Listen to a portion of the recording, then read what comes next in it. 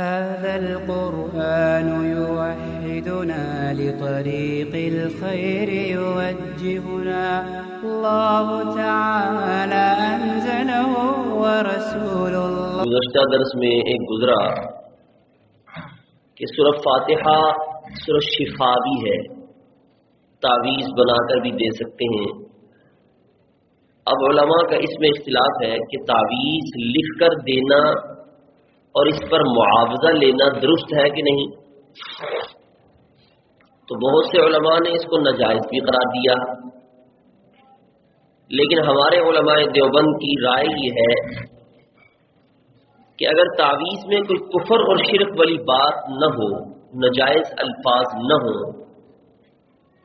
جیسے کفر، شرک، استعانت من الشیطان، شیطان سے مدد مانگنا یا ارواح خبیثہ سے مدد مانگنا، اس قسم کے الفاظ استعمال نہ کیے گئے ہوں تو یہ دم جائز ہے اور اس پر اجرت بھی جائز ہے. باقی جو جاہل لوگ کرتے ہیں جادو، شرکیہ تعویذ، شرکیہ الفاظ پڑھ کر دم کرتے ہیں، یہ سب ناجائز ہیں اور اس سے جو اجرت حاصل ہوگی وہ بھی حرام ہے. دوسرا مسئلہ یہ ہے کہ سورہ فاتحہ عام طور پر سب کو یاد ہوتی ہے اور فضیلت والی بھی ہے، اس لیے لوگوں نے مردوں کو ایصال ثواب کرنے کے لیے بھی اسی سورت کو خاص کیا ہوا ہے. اور اب یہ ہمارے معاشرے میں محاورہ بن گیا ہے کہ جس وقت آپ کسی میت کی ان کے گھر والوں سے تعزیت کے لیے جاتے ہیں تو کئی لوگ کہتے ہیں فاتحہ کہنے جا رہا ہوں، ایسے ہی ہے، کہتے ہیں فاتحہ کہنے جا رہا ہوں. تو عام طور پر ایصال ثواب میں بھی اسی صورت کو پڑھا جاتا ہے، تو اس کا عنوان بھی یہی بن گیا کہ فاتحہ کہنے جا رہا ہوں، وہاں جا کے سورہ فاتحہ پڑھیں گے، ایصال ثواب کر دیں گے اور مردے کے لیے فاتحہ ہو جائے گی. اصل میں جو کسی گھر میں میت کی مجلس ہوتی ہے، یہ مجلس تعزیت تھی، اور سنت طریقہ بھی یہی تھا کہ میت والے بیٹھیں اور جا کر جو ہے دوسرے ان کو صبر کی تلقین کریں کہ اللہ رب العزت کا حکم ایسے ہی ہے، اللہ رب العزت کو منظور ایسے ہی ہے، ہمیں صبر کرنا چاہیے. اگر صبر نہیں کریں گے تو رونے دھونے سے اپنا ثواب بھی گوا بیٹھیں گے.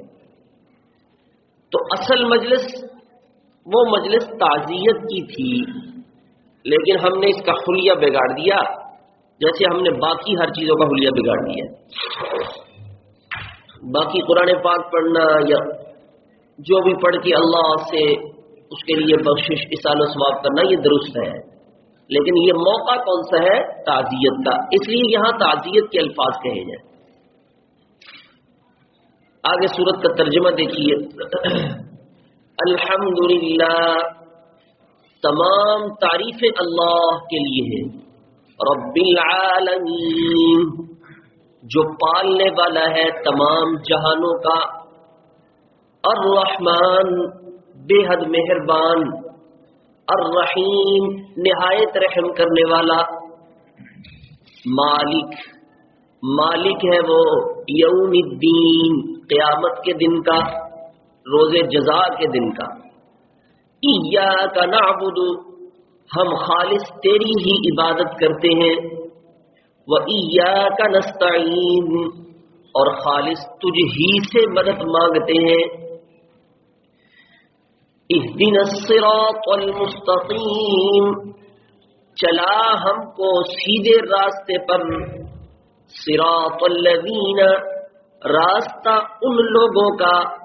انعمت علیہم، جن پر تو نے انعام کیا. غیر المغضوب علیہم، نہ کہ ان لوگوں کا راستہ جن پر تیرا غضب نازل ہوا. ولا الضالین، اور نہ گمراہوں کا راستہ. آمین، رب تعالی ایسا ہی کر دے، قبول فرما. تو یہ سورت کا ترجمہ، اس لیے ہمیں ترجمہ بھی سیکھنا چاہیے. قرآن کریم ہم سے کہہ کیا رہا ہے، مخاطب ہم سے ہے تو کیا قرآن کریم ہمیں کہہ رہا ہے، ہمیں ترجمہ بھی سیکھنا چاہیے. اب اس کی مختصر تفسیر چند ایک باتیں آج عرض کریں گے. سب سے پہلے جملہ ہے الحمدللہ. تمام تعریفیں اللہ کے لیے. الحمدللہ یہ دعویٰ ہے.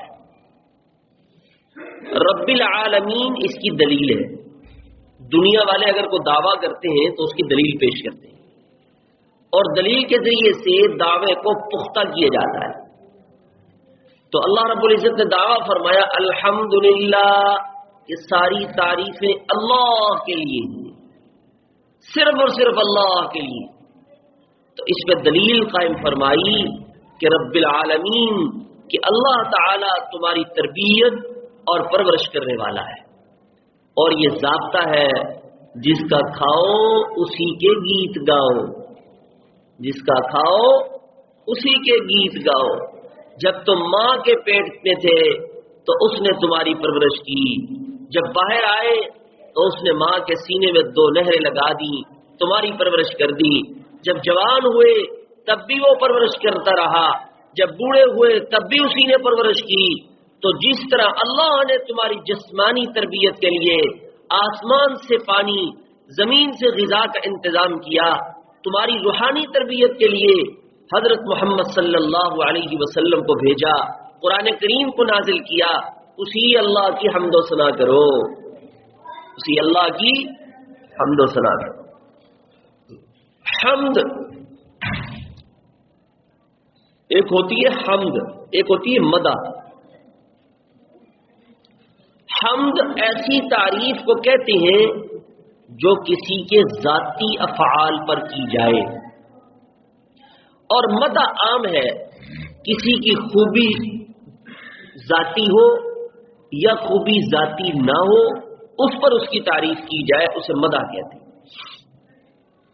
اور بعضوں نے اسے یوں بھی کہا ان الحمد قد يكون قبل الاحسان وقد يكون بعده, کہ حمد کبھی احسان کرنے سے پہلے بھی بندہ کر دیتا ہے اور کبھی احسان کے بعد بھی کر دیتا ہے. لیکن مدح کبھی احسان کرنے سے پہلے اور کبھی احسان کرنے کے بعد بھی کر دیتا ہے. لیکن وَأَمَّا الْحَمْدُ حمد فَإِنَّهُ لَا يَكُونُ إِلَّا بَعْدَ الْإِحْسَانِ, لیکن حمد جو ہوتی ہے وہ احسان کے بعد ہی ہوتی ہے. اور بعضوں نے یوں بھی کہا کہ حمد میں یہ ضروری ہے کہ محاسن کمالات اس کے ساتھ ہو, اور مدح میں یہ ضروری نہیں ہے. اور بعضوں نے کہا کہ حمد زندہ کی ہوتی ہے اور مدح زندہ اور غیر زندہ دونوں کی ہوتی ہے. اس لیے مدح کسی وقت بھی ممنوع بھی ہوتی ہے, یعنی مدح سے منع بھی کیا گیا ہے. مثال کے طور پہ حدیث میں آتا ہے احصوا التراب وجوہ المداحین, کہ مدح کرنے والوں کے منہ پر خاک ڈالو, جو تمہیں اوپر چڑھا رہا نا اس کے منہ پر خاک ڈالو. مگر حمد سے کسی وقت بھی منع نہیں کیا گیا, اس لیے کہ اس میں واقعاتاً خوبی کا اظہار ہوتا ہے. حدیث میں بھی فرمایا رسول پاک صلی اللہ علیہ وسلم نے من لم يحمد الناس لم يحمد اللہ, جو لوگوں کی تعریف نہیں کرتا, ان کا شکریہ ادا نہیں کرتا, وہ اللہ کا بھی شکریہ ادا نہیں کرتا, وہ اللہ کی بھی تعریف نہیں کرتا.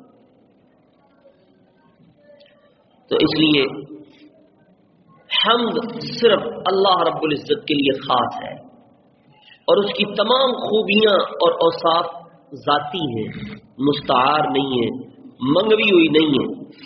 تو دنیا میں جہاں کہیں بھی کسی چیز کی تعریف کی جاتی ہے وہ در حقیقت اللہ رب العزت کی تعریف ہے. تو قرآن کو شروع کرنے سے پہلے اعوذ باللہ, بسم اللہ, اس کے بعد انسانوں سے سب سے پہلے اقرار کروایا کہ جو کمالات اور خوبیاں اللہ کے اندر ہیں, حسن ہو یا جمال ہو, جاہ و جلال ہو, قوت و طاقت ہو, علم و ہنر ہو, ساری کائنات کو سارے کمالات عطا کرنے والا صرف اور صرف اللہ ہے. سب سے پہلے ذہن میں یہ بٹھا لو. تو اللہ رب العزت کی حمد و ثنا کو عبادت کا بڑا درجہ دیا گیا ہے. قرآن جیسی مقدس کتاب، اس کی سب سے پہلی سورت اور سب سے پہلا کلمہ الحمد لایا گیا ہے. تمام تعریف اللہ کے لیے. رسول اللہ صلی اللہ علیہ وسلم نے ارشاد فرمایا کہ جب اللہ تعالی اپنے کسی بندے کو کوئی نعمت عطا کرے اور وہ اس پر الحمدللہ کہے تو ایسا ہو گیا کہ گویا جو کچھ اس نے لیا اس سے افضل چیز دے دی. فرمایا اذا انعم الحمدللہ ساری دنیا کی نعمتوں سے افضل ہے. بعض علماء نے اس کا مطلب یہ بیان کیا کہ الحمدللہ زبان سے کہنا بھی ایک نعمت ہے اور یہ نعمت دنیا کی ساری نعمتوں سے افضل ہے. ایک حدیث میں یوں بھی فرمایا کہ الحمدللہ میزان عمل کا آدھا پلڑا جو ہے اس سے بھر جاتا ہے الحمدللہ کہنے سے. مسلم شریف کی روایت میں ہے حضرت سمرہ بن جندب رضی اللہ تعالیٰ عنہ فرماتے ہیں افضل الکلام اربع سبحان اللہ الحمدللہ لا الہ الا اللہ اللہ اکبر کہ 4 کلمے اللہ کو سب سے افضل ہیں. ان میں سبحان اللہ، الحمدللہ، لا الہ الا اللہ، اللہ اکبر. دوسری روایت میں احب الکلام الی اللہ کہ جو کلام میں سب سے زیادہ پسندیدہ ہے اللہ کو وہ 4 ہیں. اور تیسری روایت میں یوں بھی ہے کہ احب الی مما طلعت الشمس مما طلعت علیہ الشمس کہ جن چیزوں پر سورج طلوع ہوتا ہے ان میں سب سے زیادہ پسندیدہ جو چیزیں جو کلمات ہیں وہ 4 ہیں. وہ یہ سبحان اللہ، الحمدللہ، لا الہ الا اللہ، اللہ اکبر. ایک حدیث میں فرمایا الحمدللہ پڑھنے سے زمین و آسمان کا خلا ثواب سے بھر جاتا ہے. امام راضی رحمۃ اللہ علیہ فرماتے ہیں الحمدللہ ثمانیۃ احرف فرمایا الحمدللہ کے 8 الفاظ ہیں. الحمدللہ کے 8 الفاظ ہیں. وابواب الجنت ثمانیۃ اور جنت کے بھی 8 دروازے ہیں. فمن قالها هذه الثمانية عن صفاء قلبه فرمایا جو بندہ الحمدللہ کہتا ہے اللہ رب العزت اس کے دل کو صاف کر دیتے ہیں، گناہوں سے پاک کر دیتے ہیں. اور استحق ثمانیۃ ابواب الجنہ اور یہ بندہ جنت کے 8 دروازے کا مستحق بن جاتا ہے. الحمدللہ کہنے سے جنت کے 8 دروازے کا مستحق بن جاتا ہے. بعض علماء نے لکھا ہے کہ حضرت آدم علیہ السلام کے جسم میں جب روح ڈالی گئی ناف تک پہنچی تو چھینک آئی تو آپ نے کہا الحمدللہ تو اللہ رب العزت نے جواب دیا یرحمک اللہ. پھر اللہ نے فرمایا یہ فرشتوں کی جماعت ہے ان کے پاس جاؤ اور السلام علیکم کہو. یہ فرشتوں کی جماعت کے پاس گئے اور ان سے کہا السلام علیکم. فرشتوں نے کہا وعلیکم السلام ورحمۃ اللہ وبرکاتہ. تو اللہ رب العزت نے فرمایا اب یہی تحفہ تمہاری اولاد کے لیے مقرر ہے کہ ملاقات کے وقت السلام علیکم کہیں اور جب چھینک آئے تو الحمدللہ کہیں. اور دوسرا یہ رحمک اللہ ہے اور نعمت ملنے کے بعد الحمدللہ کہیں. الحمدللہ کا یہ کلمہ فضیلت کا کلمہ ہے. اس کو بے موقع بے محل نہیں پڑھنا چاہیے بلکہ جو جگہ کہنے کی ہو وہاں پڑھنا چاہیے. ایک اللہ والے کہتے ہیں ایک مرتبہ میں نے الحمدللہ بے موقع کہہ دیا تو 30 سال سے استغفار پڑھ رہا ہوں. فرمایا وہ کیسے؟ کہنے لگے بغداد میں میری دکان تھی، اسی محلے میں اور بھی کافی سارے لوگوں کی دکانیں تھیں. آگ لگ گئی، ساری دکانیں جل گئیں. ایک بندہ میرے پاس آیا کہنے لگا جی ساری دکانیں جل گئی ہیں آپ کی بچ گئی ہے. میں نے کہا الحمدللہ. پھر میں نے سوچا کہ یار باقی مسلمانوں کا جو مال ضائع ہوا ہے ان کے جو جل گئے نقصان ہوا ہے، ان کا کیا ہوا ہے؟ اور کسی مسلمان کے نقصان کو اپنا نقصان نہ سمجھنا انتہائی بے وقوفی ہے. یہ تو مسلمانوں والی بات نہیں ہے. تو یہ غم کا موقع ہے اور غم گساری کرنی چاہیے. اور یہاں پہ جو الفاظ استعمال ہوتے ہیں وہ انا للہ و انا الیہ راجعون ہے.